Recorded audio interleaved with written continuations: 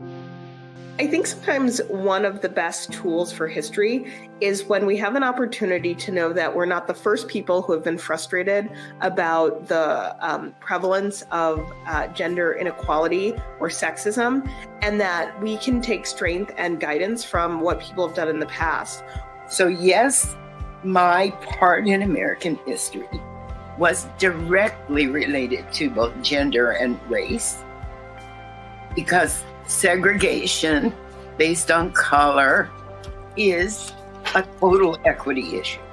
We need to include all specters of women in this fight for gender equality. And that's something that I see a definite lack of in a lot of the activism spaces that I've been a part of. And I think all of that stems from the whitewashing of history, to use a broader term.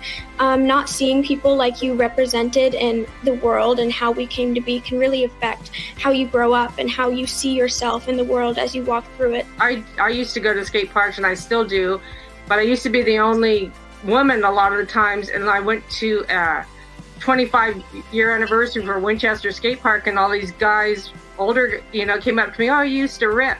And I'm like, well, why didn't you tell me back then? Because it really would make a difference. So I always tell girls and tell people, I encourage them, and I think it's really important to speak up and to tell them they rip and they're skating well. So get out there and start speaking about things, because we don't have a lot of time to wait around for things. There are so many things going on in the world right now, and it's our duty as young people to start carrying on these ways about stepping up into these positions for leadership. There's also, in this concept of questioning sort of what barriers exist implicitly and explicitly, I'm looking forward to seeing people continuing to challenge even just the simple language around things. And so when we think about gender equity, we think about all of the different ideas about gender and how race and ethnicity and class inform them. And when we take them together, I think it helps us understand about how important it is to speak up against these types of injustices and the different ways that thinking about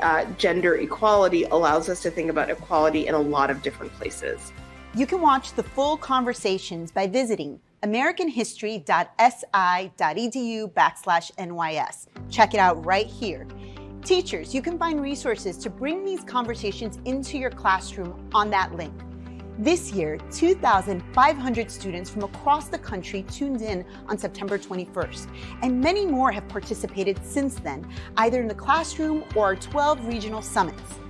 Thank you to all who participated, and here are some shout-outs.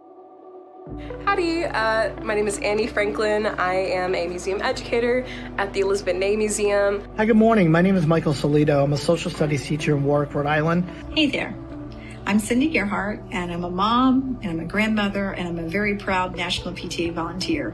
Hi, I'm Claudia from the International Museum of Art and Science, and it's been a joy to be part of this year's National Youth Summit. So it has been really cool to have conversations with my classmates about these issues of gender equity, and I really look forward to seeing what other locations are putting out, what other people are doing.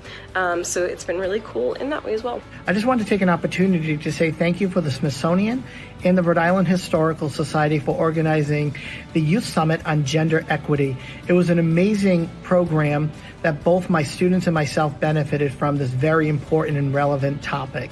The panelists provided an amazing insights on their organizations on how they help youth in Rhode Island. It's been an absolute joy to be part of this year's National Youth Summit. I really liked learning about all of the stories through the case studies, the panelists, and of course, having the dialogue with the students around gender equity. They shared really deep, meaningful experiences, and it was just a pleasure to be part of that conversation with them.